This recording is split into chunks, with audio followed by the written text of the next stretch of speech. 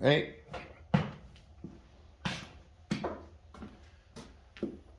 Hey. How y'all? So it's been a while since I've done any videos, and I've just expanded my repertoire from the cheese making and goat raising and ghee making and jerky making. Now I've added a couple other things. I'll get to that in a minute. But first, welcome back to the channel. Hopefully, I'm going to talk one of my friends into editing these videos in the future and put some little subtitles and titles and, you know, just make it look all professional. But in the meantime, this is what you get, okay? So bear with me. First off, I'm going to go back over the camera and kind of a pan around, and I cleaned out the shop a little bit, and I'm just so proud, you know. And I'll show you some of the additions to the shop. So anyway, let me do that. Just built this table, and this is where I'm going to work for my worms. I've started a little worm farm, and the reason is because we have a lake to begin with, and people come here all the time and want to go fishing, and they don't have any bait, and they say, do you have bait? And I go, no, but you can drive back 7 miles either way, and to a convenience store and they got worms. And I thought, what the hell? I go to a farmer's market every weekend, and I sell eggs, and I sell cheese, and I sell ghee, and jerky, and then I thought, well, hey, if I get the worms, then I have the castings, you know. And worm castings, in case you don't know, is the #2 natural fertilizer in the world. The #1 fertilizer, natural fertilizer in the world, of course, is bat guano. And I'm not going to crawl up in a stinky ass cave and gather up bat guano. So I thought, hey, why not? Got the worms, and I get the guano free. Or I get the castings free. And it just looked kind of interesting, something to do. So I have red wigglers right now, and I got European night crawlers, and I'm going to add to that species list the African grays, and I believe it's the Alabama jumpers, and we'll find out more about that. And of course, I'll bring you along for that. Okay, so this is where the magic happens, or where it's going to happen today. And this is I'm going to stir up. I've got 4 beds over there, 4 tubs, and I'll show you that in a minute. So let me get back over here and swing around, and you can see what we got. Get on this side so I can see what I'm looking at. I hope I didn't cut my head off in that whole thing. But anyway, boom, here we go. Da-da-da. Swing around the shop. You can see as I go around this way, I've added a new sandblaster cabinet. And then, of course, there's, let me run over there real quick, turn that light on. So because I got lights everywhere now. Oh, and these are beehives that I've made that I'm going to expand the beehives outside come spring when it warms up. And boom, I got another bench back here for working on, you know, stuff on the tractor or the mowers or whatever. I got the sandblaster, and I can clean stuff and fix stuff and paint it back up, and everything is just fabulous. And then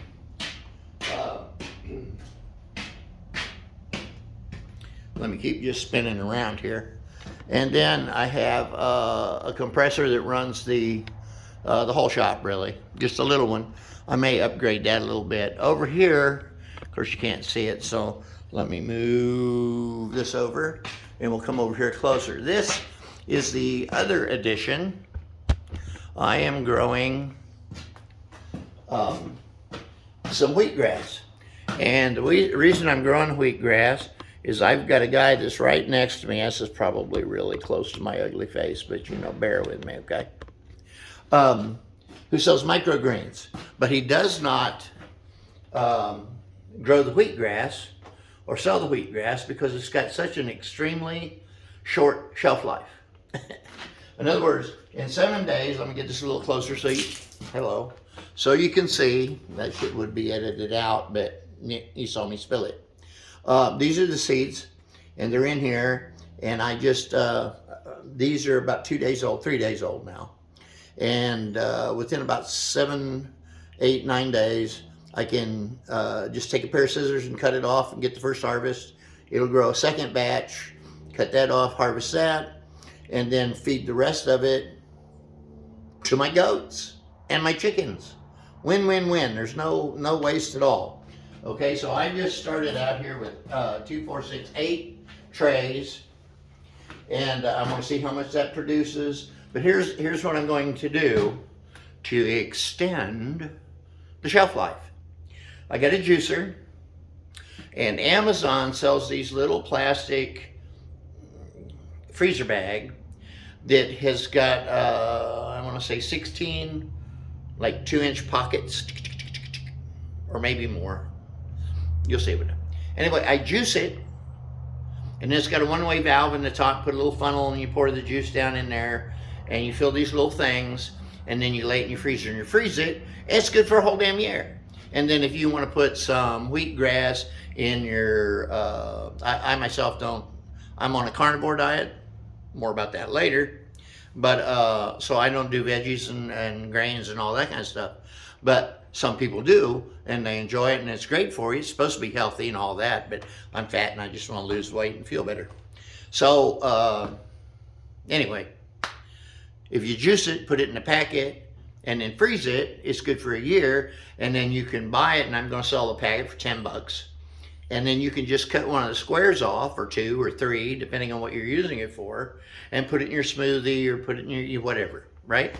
So that's going to be that, and we'll follow along with that later, okay? So now, let me swing over here. The rest of the shop, let me just go around with the rest of the shop. This is where all my tools, all of my fitting bins over there for PVC joints, fittings, because, I got a million miles of irrigation lines out here, and I got to repair and fix all the time. And then I've got woodworking tools of all kinds, and then a bench press over there, and a drill press, not bench press, drill press, and saws, and welders, and all kind of goodness. So this over here, then, is where I started the worm farm. And these 4 tubs that you see right there, the kind of whitish ones, they're the ones that got the worms in right now. So I'm going to set up over here, and we're going to do a little mix up, and we're going to add some paper and cardboard shavings. I'll call them shavings. Run them through, a paper cutter. What do you call that thing? You got in a shredder. And so I'm going to show you what I'm going to do with it right now. So I'm going to set you up here on the bench, and you should be able to see it. And then I'll move in closer when I get set up.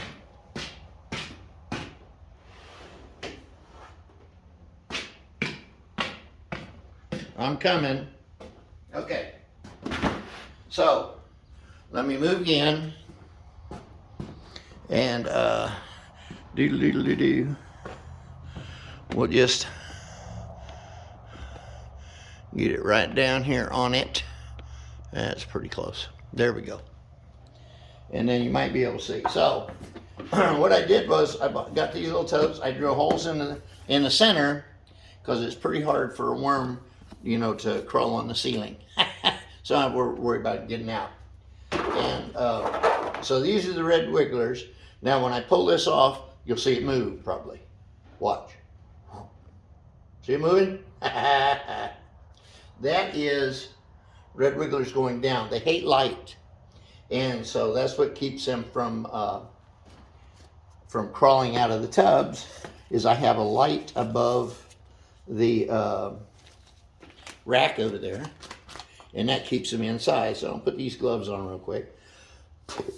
And the reason I'm doing that is because,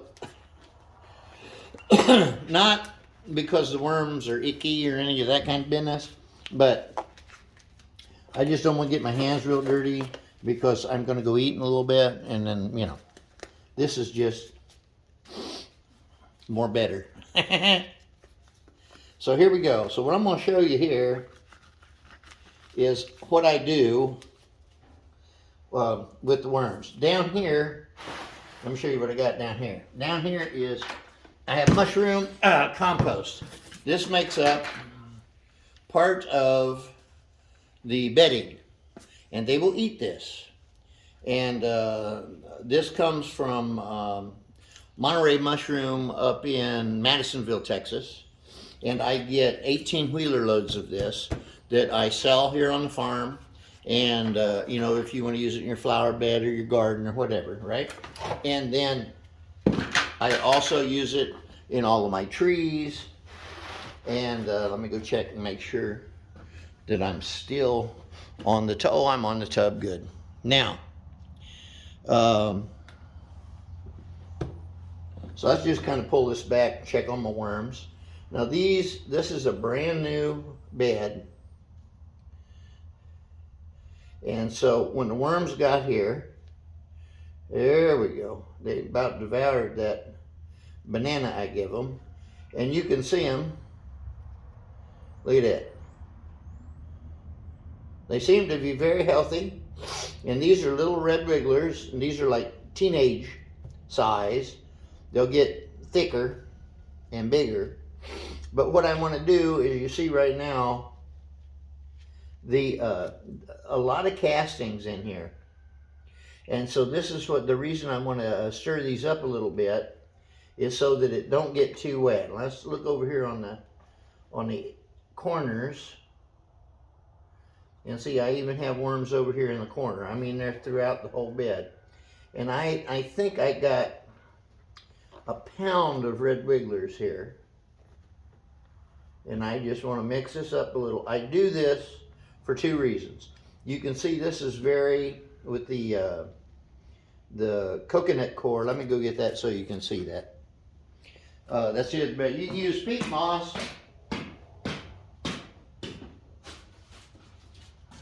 Or you can use coconut coir.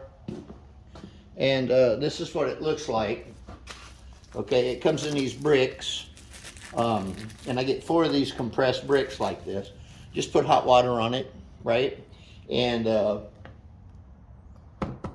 I'll have enough to put 2 inches from one of these bricks. I'll be able to put 2 inches in 4 of these tubs. Hello.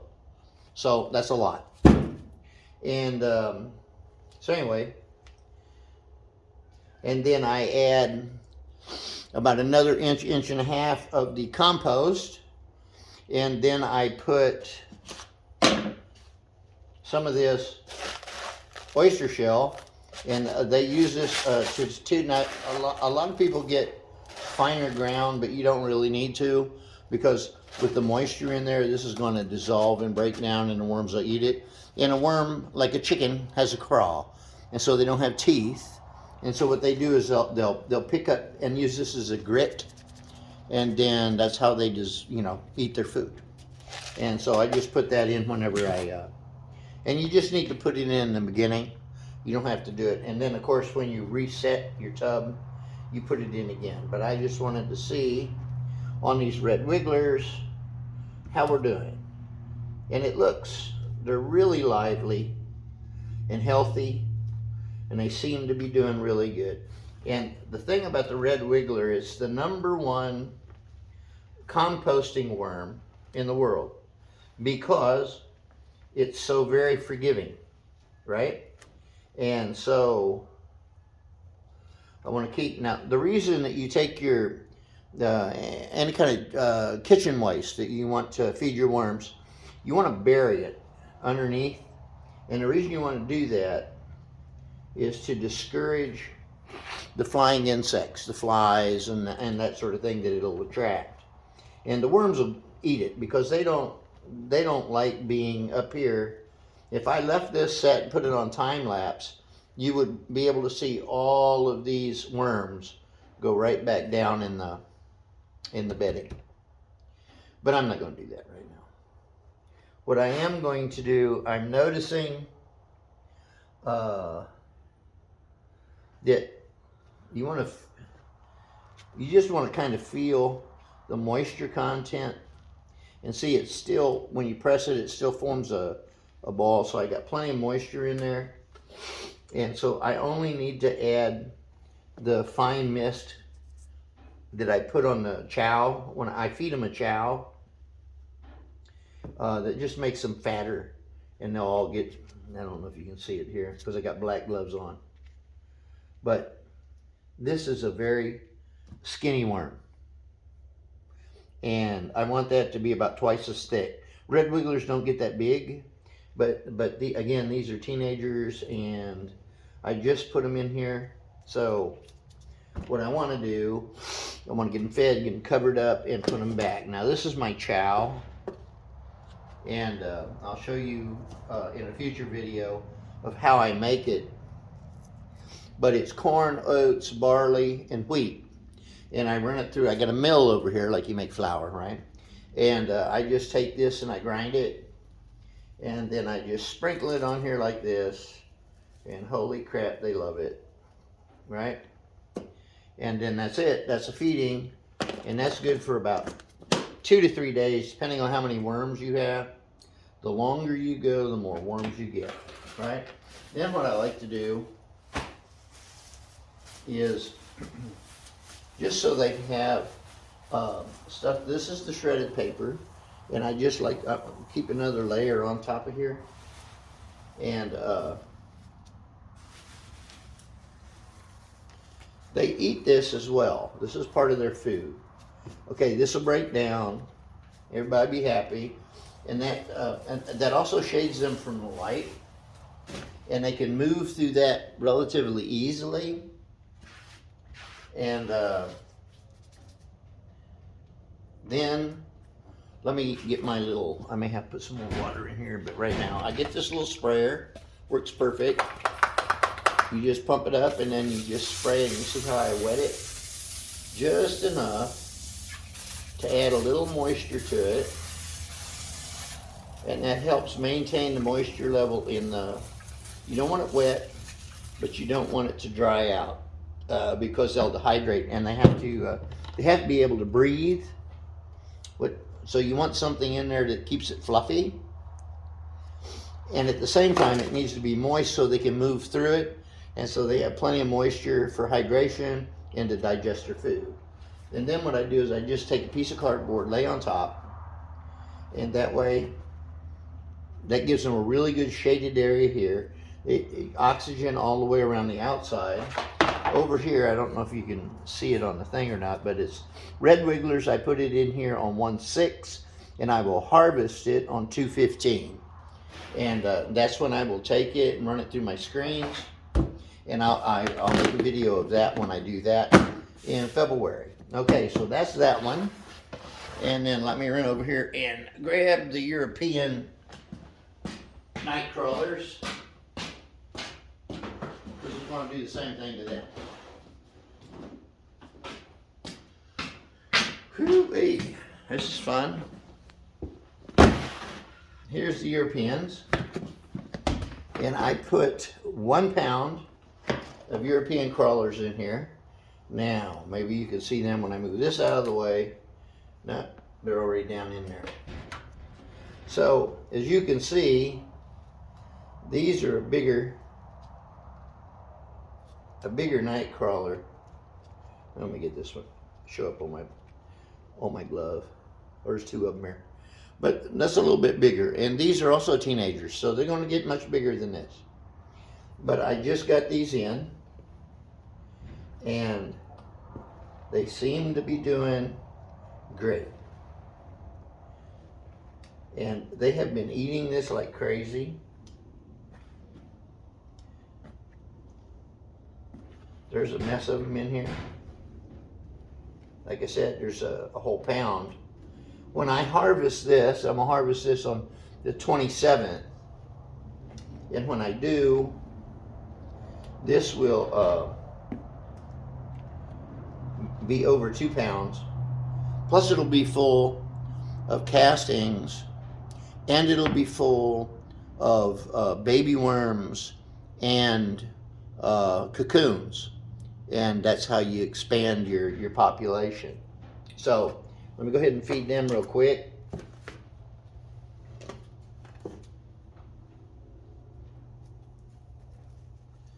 And they just, they really love this chow. You can, I put this on, I come back 2 days later, it's completely gone. So there's that. And let me throw this on here. It's going to be real exciting, I think, when I start putting the, screening them out for the castings, and then we'll weigh them up and see how well they're doing. And the temperature right now is in the 60s today here in Texas, around Houston. And I have them in such a way that in this building, hopefully, if we do get another cold snap or freeze, it won't freeze in here too bad. The red wigglers are probably the most forgiving. The Europeans are next. African grays are a tropical worm, and so they don't like anything under 60 degrees. And that will cause them some problems. So we'll just go with that. Set it there. Grab the next one. And see what this one's doing. Hello. They're working on their nanner here. And usually when the worms love sweets. And so what they'll do is, you can see there's just a mess of them right here, up underneath that banana. So I'm going to take that out and lay it to the side for a minute and stir this up. And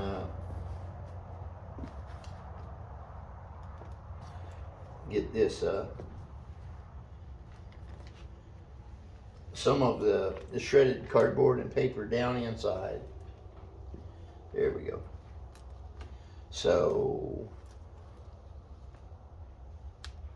anyway, there's that. We'll make a little hole right here, throw the banana in it, cover it up, and they will eat that, devour it actually. Give them a little more chow.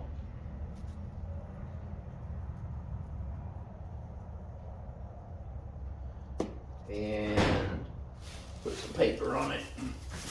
And this will help hold moisture around the food. And believe it or not, this will, it looks like it's full, but this thing will go down to about 2 inches of nothing but castings by the 27th when I harvest it. And this will mostly be just castings, and I'll let it dry for a little bit. And I may have to run and go get some more water. I'm out right. Oh, there we go. And I just want to wet it enough to put a little moisture on this paper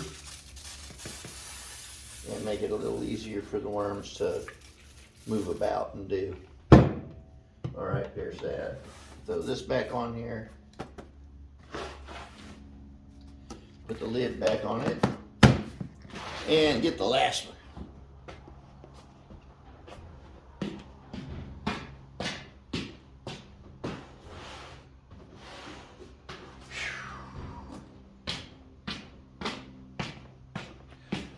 Here we go. This is the last one. And these 3 bins, I did all the same one. Now there was only 250, wasn't a whole pound. It was just 250 worms in here. And so they don't, they're not eating as much as those 1 pounds, because 250 of these worms is probably less than 1/4 pound, right? So a pound of these worms is about 1,000. So 250 is about 1/4 pound, I would imagine. Give or take, whatever. Okay, so there's that. This is good and damp. There's not that many in here, but as we go forward and I start doing some more of the videos on this, I will show you the castings. And these worms in here are mature, and they are breeding, so they'll be laying eggs. and the eggs will turn into the eggs are inside a cocoon, and those cocoons can have anywhere from 3 to 5 or 6 worms inside of each cocoon. So when conditions are right and the temperature is right and there's plenty and abundance of food, then your worm population is going to just totally explode, and that's a good thing. That's what you're looking for, because the more worms you have, the more castings you have, the happier the people are that have gardens and flower beds and so forth, because this is the greatest fertilizer in the world that you can have. It's got a great shelf life. It's not a chemical. It's not going to have salts in it, so it's not going to kill any of the biodiversity that you have in your soil. It's actually going to build it. The other part of this is the molds and fungi spore that you want in your soil, because those are the microbiotics that actually feed your plant.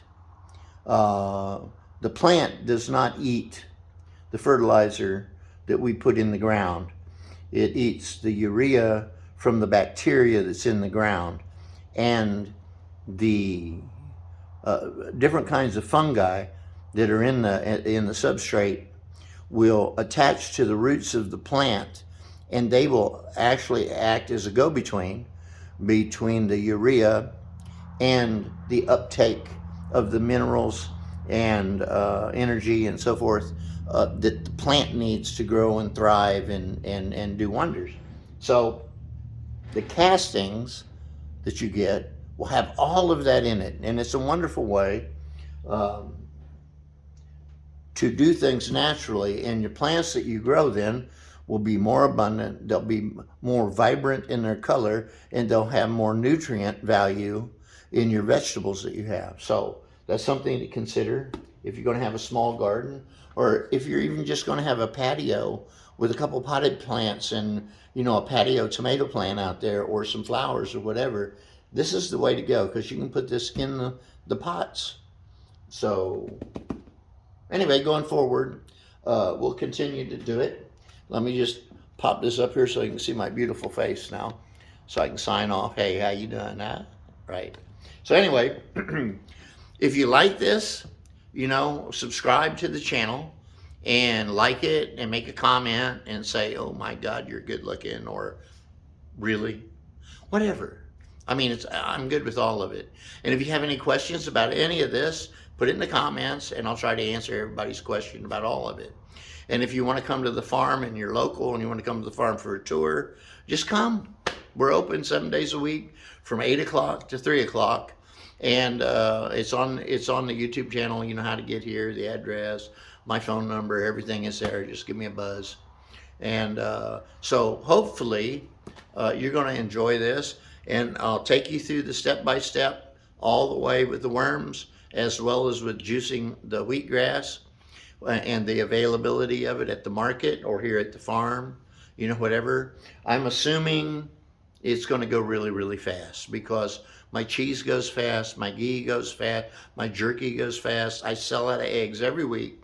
And everything I add as an agricultural enticement for us to do better, and being good stewards for the land, and to do the right thing for the soil and our animals and our plants.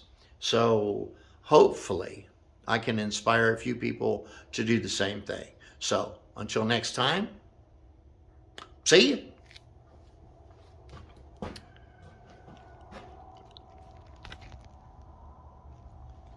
Like, do do do do do do.